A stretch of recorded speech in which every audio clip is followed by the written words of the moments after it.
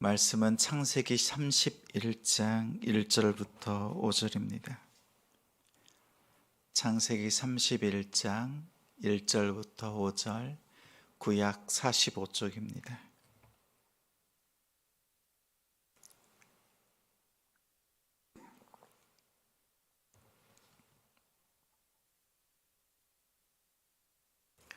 제가 읽겠습니다.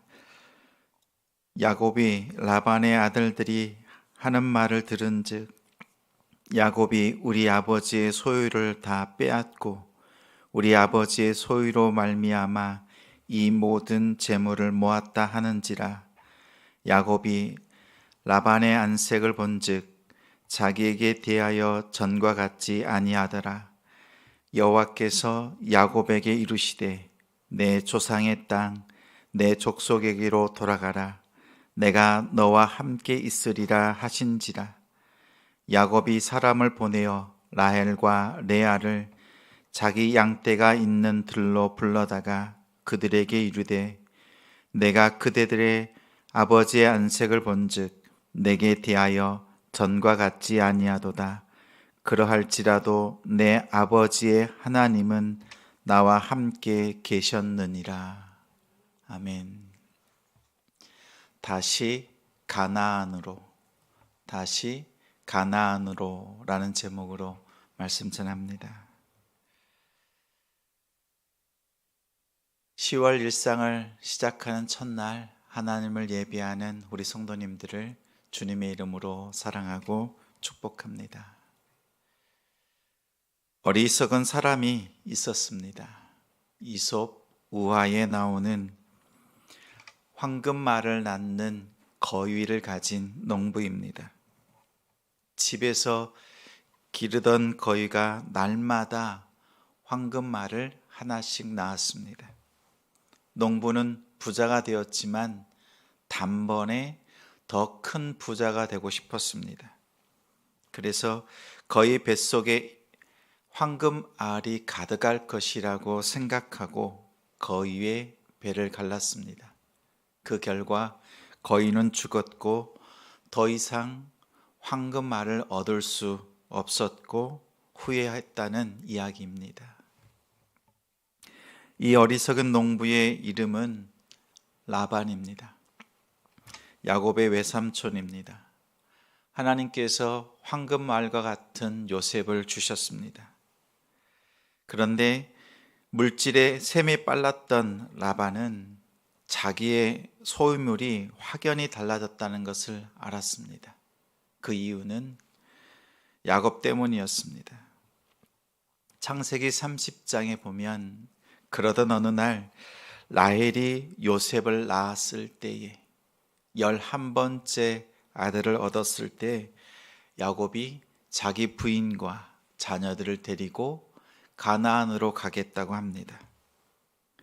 보내달라고 하자 라반은 이렇게 말합니다.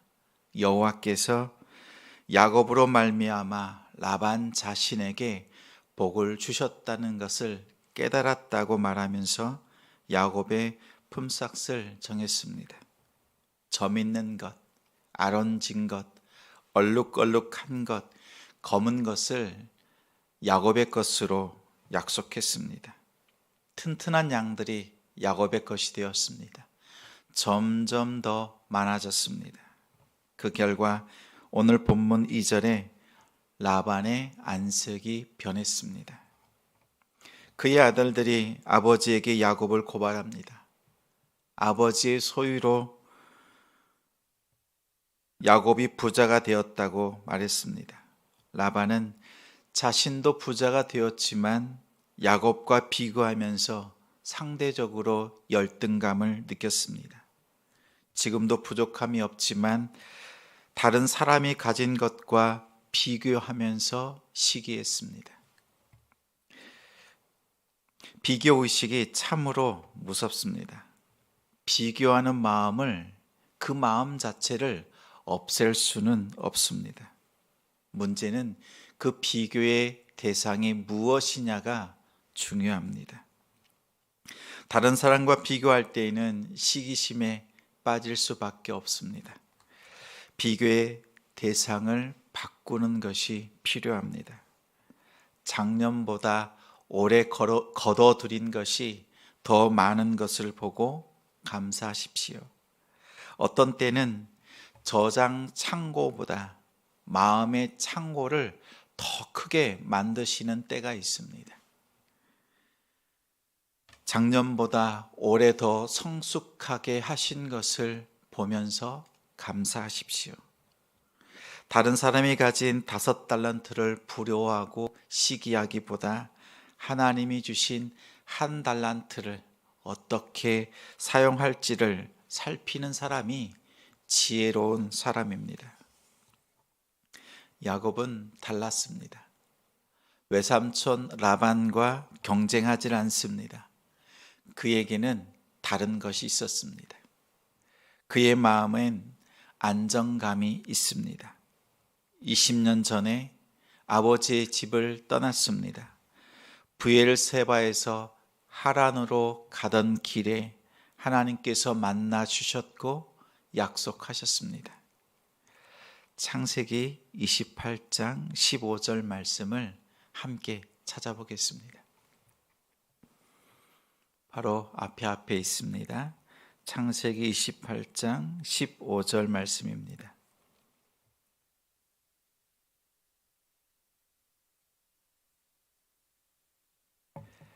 함께 읽습니다. 내가 너와 함께 있어 네가 어디로 가든지 너를 지키며 너를 이끌어 이 땅으로 돌아오게 할지라. 내가 내게 허락한 것을 다 이루기까지 너를 떠나지 아니하리라. 하나님이 야곱에게 허락하신 것은 무엇입니까? 가나안 땅을 떠나는 것을 허락했습니다. 아브라함이 가나안 땅에 흉년이 들자 애굽으로 내려갔습니다. 하나님은 바로 왕을 막으시고 곧장 가나안으로 불러들이셨습니다. 이삭 때에도 흉년이 들자 애굽으로 내려가려고 했습니다. 하나님은 나타나셔서 가나안을 떠나지 말라고 당부하셨습니다. 이삭은 가나안의 경계였던 그랄 땅에 거주하면서 하나님께서 주시는 100배의 축복을 받았습니다. 그랬던 하나님께서 야곱에게만은 가나안 땅을 떠나는 것을 허락하셨습니다. 허락하신 이유가 무엇입니까? 할아버지 아브라함과 어머니 리브가의 고향이었던 하란에서 이스라엘 지파 12지파를 이룰 12아들을 낳도록 허락하셨습니다. 야곱에게 있어서 하란은 모내기의 모판이었습니다. 이 일이 언제 이루어졌습니까? 하나님은 20년간 기다리셨습니다. 30장에 드디어 라헬이 요셉을 낳았고 라헬이 두 번째 아들, 지파로서는 12번째 아들인 베냐민을 잉태했을 때, 다시 말하면 12지파가 완성되었을 때 20년 만에 야곱에게 다시 나타나셔서 오늘 3절 말씀을 해주셨습니다. 다시 가나안으로 돌아가라. 내가 너와 함께 있으리라. 이렇게 말씀하셨습니다. 가정 불화로 인해서 빈손으로 집을 떠났습니다. 가나안을 떠날 수밖에 없었습니다. 그때는 몰랐습니다. 잠시 피할 목적으로 하란으로 갔지만 그곳에서 거짓말에 속고 사기당하고 종처럼 20년을 보냈습니다. 한편 하나님께서는 야곱의 마음을 다듬으시고 그의 빈손을 복으로 채우셨습니다. 출애굽할 때 애굽 사람들이 가졌던 값진 보물을 기부받아서 빈손으로 떠나지 않게 하셨던 것처럼 야곱에게 자녀의 복과 물질의 복으로 채워주셨습니다. 오늘 본문 오전에는 야곱은 라반의 안색을 본즉 전과 같지 아니했습니다. 그러할지라도 내 아버지 하나님은 나와 함께 계셨느니라 라고 라헬과 레아에게 말했습니다. 라반은 황금말을 낳는, 가만히 곁에 데리고만 있어도 부자가 되는 요셉을 시기하고 멀리했습니다. 요셉도 깨달았습니다. 주변의 시선이 바뀌었지만 하나님의 시선은 변함이 없다는 것을 알았습니다. 다 변해도 하나님은 나와 함께 하신다는 것을 알았고 신실하신 하나님을 자신의 삶 속에서 고백했습니다. 이제 야곱의 비전은 더 선명해졌습니다. 다시 돌아가야 할 곳이 어디인지 깨달았습니다. 더 이상 주저하지 않았습니다. 지금까지는 하란에서 경쟁하듯이 자녀를 낳고 더 많이 소유하는 것이었지만 이제는 변함없는 약속으로 함께 하시는 하나님을 통해서 안정을 누리고 다시 가나안으로 들어가는 비전을 품었습니다. 여러분은 어떤 비전이 있습니까? 여러분이 다시 돌아갈 가나안은 하나님께서 주신 그 약속은 무엇입니까? 하나님께서 선하신 목적대로 이끄시는 그 일, 여러분에게 당부하시는 그 말씀은 무엇입니까? 신실하신 하나님 안에서 안정을 회복하고 하나님이 주신 비전, 다시 가나안으로 나아가는 성도가 됩시다. 여러분을 향한 하나님의 시선과 비전은 변함이 없습니다.